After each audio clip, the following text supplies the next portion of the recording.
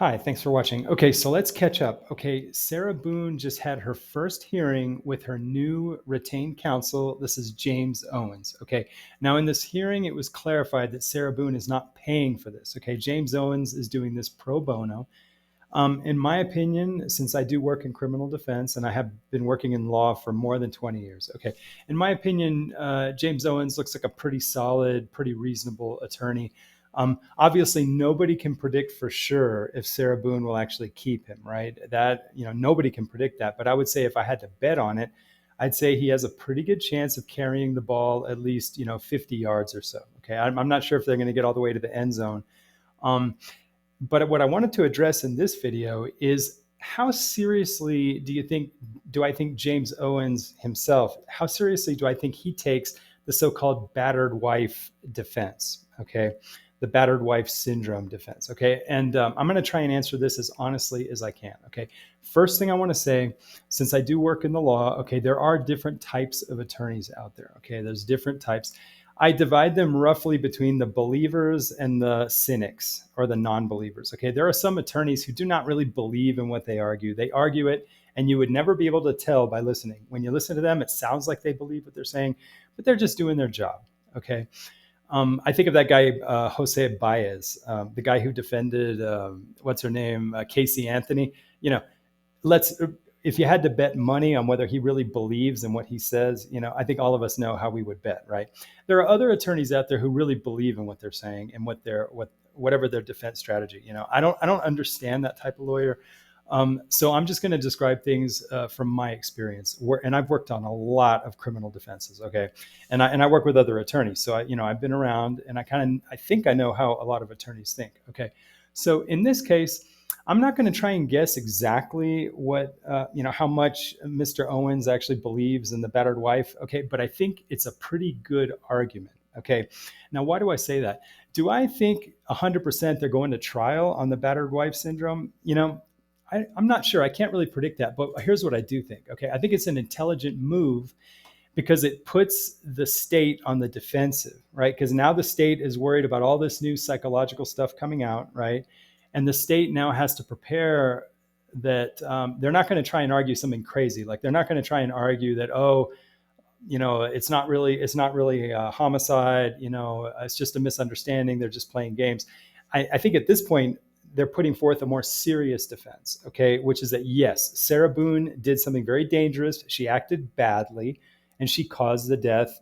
However, whether it was with full intent or not, she caused the death of her boyfriend. Okay, so now they're starting to posture a more realistic defense. Okay, and the defense now is going to be, what is Sarah Boone's mental state, and also what is the history of this couple? Does this couple have a big history of hitting each other, beating each other? Well, it turns out they do have a history. Okay, both of them, I think, have been arrested for beating each other up. Okay, over the years, right? So in other words, the defense theory is actually starting to fit with reality. It's not like a fantasy theory; it's more like a realistic theory, right?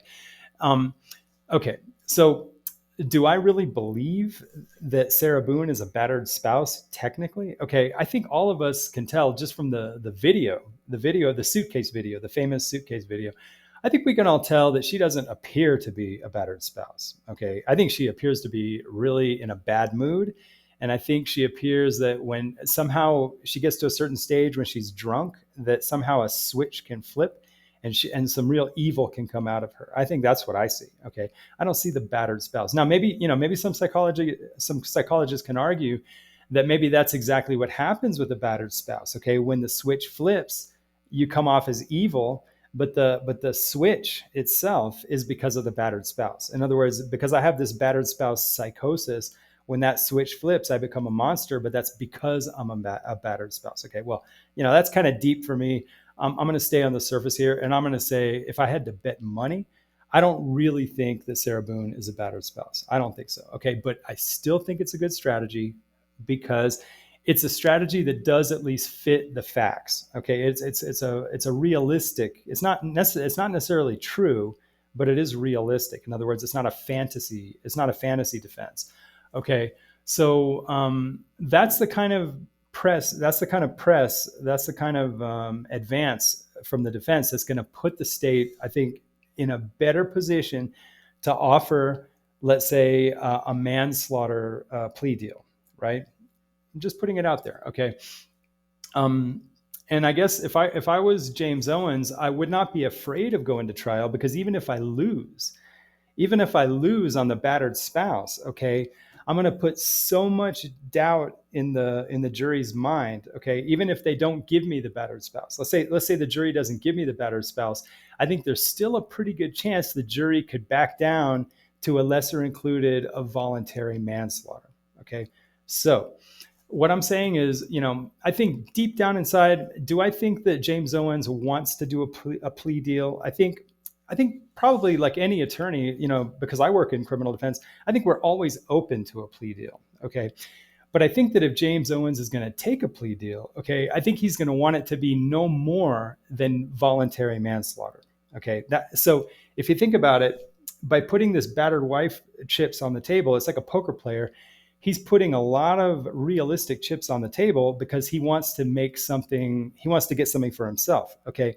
Which is, he doesn't want to be in a position of having to plead guilty to actual second degree murder. Okay, so in other words, he's doing everything he can. He's pushing all the chips ahead so that if he does plead, it's going to be maximum voluntary manslaughter. So that's why I think that the battered wife syndrome is a good play. It's not because I think she's a battered spouse. Okay, it's because I think it's a realistic theory that could put the state in a position where they could accept a plea deal for voluntary manslaughter. Okay, and finally, okay, if Sarah just doesn't want to plead guilty, if she wants to roll all her dice, okay, and I could see why she'd want to do that, right? Maybe they just go all the way to trial, okay, and that even if the jury decides, okay, sorry, we're not going to give you the battered wife, okay, but you're going to put enough information and you're going to, let's say, poison the well enough with the jury that they're going to have enough background on how often, Sarah and Jorge were fighting, right? How much fighting was going on with this couple. I think the jury eventually is going to get to a point where they're maybe more willing at some point, after hearing all that evidence and hearing all these psychologists, testify. I think there'll be enough information and chaos in the air that the jury will be in a position where they'd be more likely, I think, to vote for the lesser included of voluntary manslaughter instead of the second degree murder. So when you look at it that way, I think James Owens is actually pressing, I think, the right poker chips with the right tone. Okay. And does it mean that James Owens thinks that Sarah is a battered spouse? I don't know. I think probably if you were to put a gun to James Owens' head and say, what do you really think? He'd probably say, honestly, I don't know. That's probably what he would say. But he'll get an expert, he'll get psychologists, and he knows at the very least there's going to be tons of information about how often Sarah and Jorge were fighting.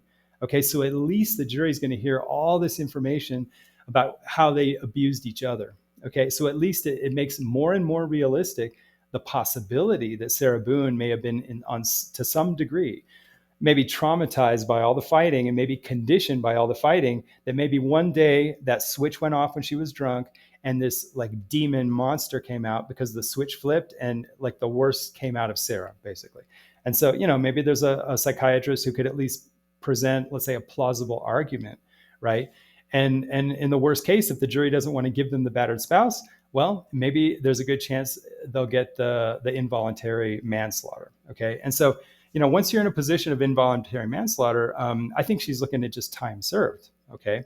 And let's say the worst happens, okay, and let's say they go all the way to trial, and let's say the jury actually lays on her the second degree murder. Okay. Let's just say, right? Well, James Owens is already hiring all these psychological examinations and I think even neurological examinations. So when you get all the way to sentencing, even if she does get laid on with a second degree murder, right? Let's say the worst case, I think there's a pretty good chance they will discover, I think, that Sarah has some kind of mental deterioration from all her years of alcohol abuse. Okay, I repeat this every time I do a video, but I really believe it. I think that is probably realistic, and I think that's the sort of thing that could really bring down a sentence if they get the worst outcome, where she actually is guilty of second degree murder. But if I had to guess right now, I think I would put it like at 75%.